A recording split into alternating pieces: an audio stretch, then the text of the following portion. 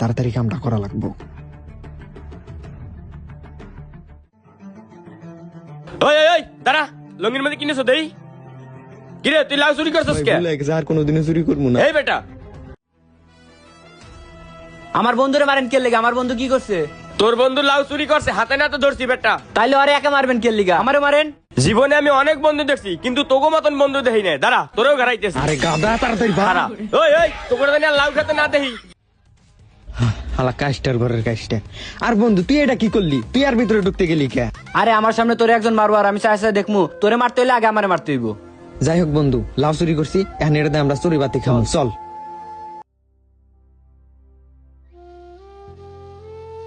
আব্বা, কিরে বাজান, কিছু কবি? আব্বা তুমি তো জানোই আমার বন্ধু শামিম বিদেশ যাইবো। এখন বিদেশ যাওয়ার লাইগা আমার কাছে 1,00,000 টাকা চাইছে। জীবনে কোনোদিন কোনো কিছু চাই নাই। এখন তুমি যেমনি হোক আমার 1,00,000 টাকার ব্যবস্থা করে দাও। না কইরো না। ওরে বাবা, আমরা হলাম গরিব মানুষ, এত টাকা কই পাবো? আব্বা ওই যে আমগর যে একমাত্র ধানের জমিটা আছে না, জমিটা বেচা দাও।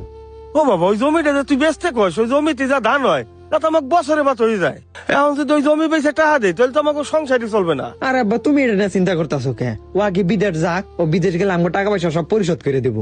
আচ্ছা তুই যেহেতু এত করে বলতেছোস, তো তুই বাড়ি যা, আমি দেখি জমি বেচার ব্যবস্থা করতে।